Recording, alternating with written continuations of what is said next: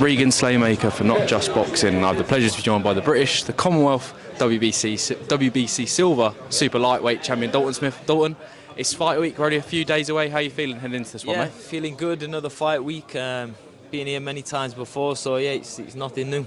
Definitely as well. We spoke about the fight a couple of weeks ago, so I want to try a little bit something different today, mate. I want to do a bit more of a reflection piece of your career. I mean, I want to take you all the way back. Do you remember the first time you walked into a boxing gym?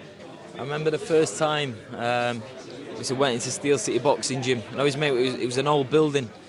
You had to walk down like a flight of stairs. You know, I remember him like as bright as day, walking into the gym.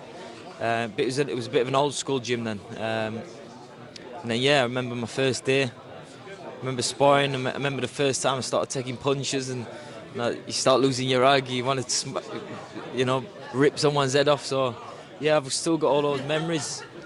Obviously, even starting my professional career here in Nottingham, and now headlining my own bill and fighting for the European title, defending my WBC title. So yeah, time goes fast, but I've got every single memory there. Definitely. When obviously the Steel City Gym, obviously your dad runs that out. He's always run the Steel City Gym, hasn't he? It was originally run by a guy called Chris Smedler, and I think the gym had been open like 2 weeks once I went there. Okay. And then that's when my dad and my granddad took me down to the gym. Obviously my dad started getting into the coaching and stuff, like doing bits with me there, and so that's me and my dad that got into boxing at the same time. Wow. Obviously he was doing the coaching side. Never really knew it was going to get to where we are now, and it's been one hell of a journey.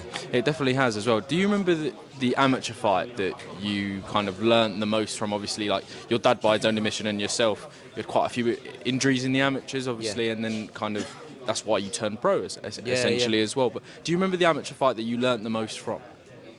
The one I learnt the most from, I think what stood out the most, where I think I fell in love with boxing. So obviously when I was younger, it was obviously the schoolboy, the Golden Gloves. So I always remember being 9, 10 years old. My dad would take me to the championships, and he'd be like, "Oh, he was a schoolboy champion."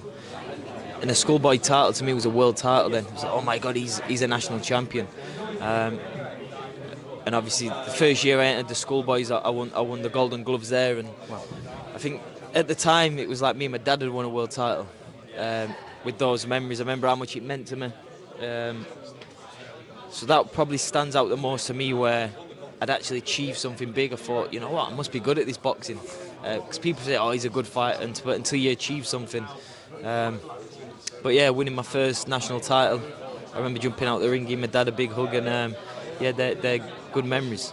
Definitely as well. I want to talk about one professional win that I remember watching during COVID that kind of is resonating me with a lot of what you said. There was your English title win against Lee Appleyard. Yeah. I mean, kind of one of the fights, obviously it was your first professional title. I remember you dedicated it to your granddad Brian as well. Yeah. Kind of, there was a lot of emotion in that win there. Yeah. And also it was kind of the first time an opponent maybe give you a little bit back. Obviously there's Steffi, there was Lee. Yeah. I mean, how do you reflect on that English title win now? Yeah, looking back now, like you say, that was probably the first fight going into it. No, it's a one-off. I remember I had the Nathan Bennett fight before, but where there's actual title on the fight, obviously an experienced fighter, could punch. Obviously we had Steffi getting or some shit there, but obviously I know it's all love with Steffi. He does what he does, but that was a good learning fight. Obviously a build up to the fight, someone who's coming to really try and take your head off and prove a point. Like you said, they're all learning fights. They definitely are as well, and we talk about that family dynamic. It kind of bleeds through to everyone else in the gym. Like Junaid, by his own admission, I think calls your dad his second dad. You've got Liam Cameron in there, who literally came up with yourself and Pierce as well. I mean, the journey that you've all been on. I mean, especially Liam with the shit he's gone through, like in the past. I mean, how nice did it feel that you're all winning well, and you're all making it success in the boxing game that it's sad to say not many boxers get to the heights that you three have at the moment. Exactly. I mean, I think we are grateful for the positions we're in, and I just think it's about having a good team around you, working hard, just being good people, and you'll get the opportunities. You're good fighters, you work hard.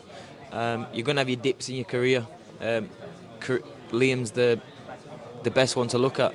you know, 4 or 5 year ban to be like, oh, my career's done, and come back and do what he's done and get into the position he's in. So, I mean, yeah, we've all had different careers and paths in the gym. They've all gone different ways, but you know, we're all in a great position, and yeah, the gym's buzzing at the minute. It definitely is. Dawn, I'll leave it there. Thank you very much. Man. Best of luck for Saturday. Cheers.